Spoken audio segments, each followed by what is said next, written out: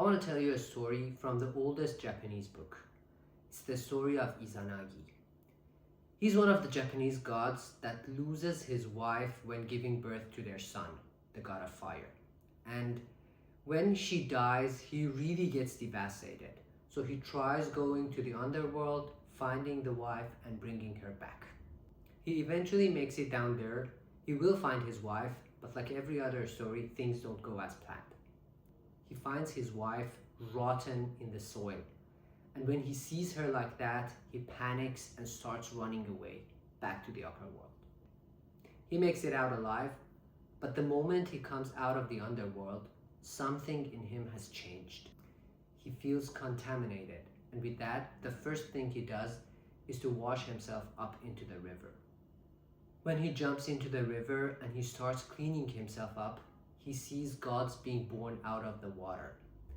And that cleaning was the first Misogi ever. So basically, Misogi means to scrape something off or to clean something off.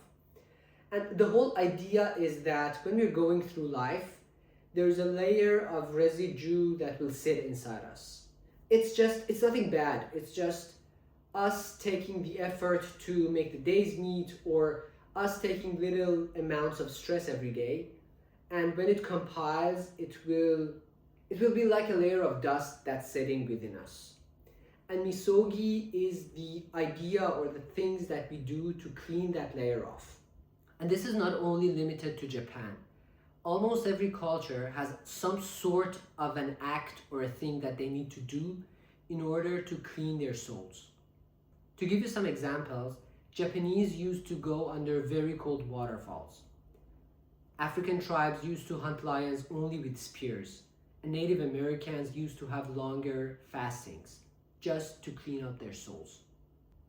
And as you see, there are different ways of doing them, but there's one thing common between all of those. The task needs to be very hard.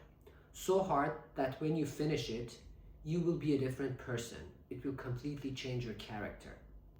The first time I heard about it was in a podcast where Jesse Itzler was talking about his own Misogis. It was a cool one, I really liked it, but it didn't stay with me for so long. So after a few weeks, I almost forgot about it. And then the concept found me again. As you probably know, I'm now going through a challenge to read an hour a day. And the book I'm reading right now is The Comfort Crisis by Michael Easter. And in this book, Easter talks about his own Misogi.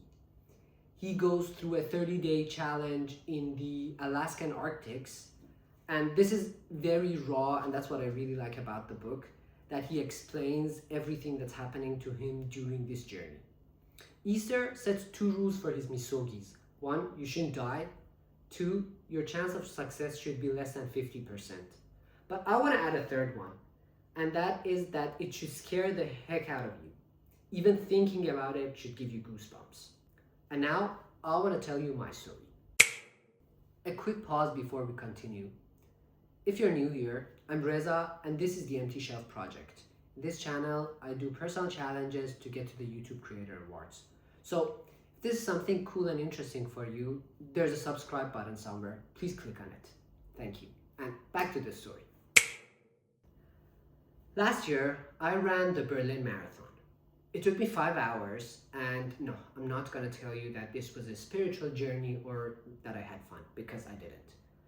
It was mostly me having random thoughts, trying to find a way to escape that, or questioning my whole decision. But there was one point in the race, somewhere around kilometer 30 to 35, that I was very much in pain. I really wanted to stop, and I was just thinking how easy it would have been if I were at home, I was watching Netflix, or I was having an ice cream. But yeah, with all that, I didn't give up. I passed the finish line. I really have no idea how I finished that race. But the one thing that I'm sure of is that the person who passed the finish line is not the person who started the race. Like, something in me has changed, and I don't know how to put it into words. It made me more humble, and it was like having a feeling that a weight is lifted from you. And that's the closest I've ever been to a Misogi. After the marathon, I really thought there was nothing in the world I couldn't do. But the universe taught me otherwise, and it taught me the hard way. I told myself now would be a cool time to start doing triathlons. So I started adding swimming and biking to my trainings, but after a few weeks of training, I had to call it off. Not because I didn't want to, of course I wanted that, but my doctor told me that it's not the time and you shouldn't do it now. And here's the thing nobody tells you about. You can fail even before you start. And these failures are the ones that teach you the most. So I've been carrying that one with me. The Ironman didn't happen, but the door isn't closed yet. It's just there waiting for me to knock on it once again. So here's my next Misogi. I want to do an Ironman 70.3, and I hope this time I finish it the way I want to. I think most of us are walking around with some sort of this story. A big project that never got finished just because of a small obstacle we saw at the beginning of the project. And then we got comfortable not trying again. So here's what I actually want from you, not rhetorically. Please tell me your Misogi. If you've ever done one, what was it, how did it feel, and how did you feel after that? And if you haven't done one, are you planning on doing one? And if yes, what's that going to be? As for mine, you already know what it's going to be.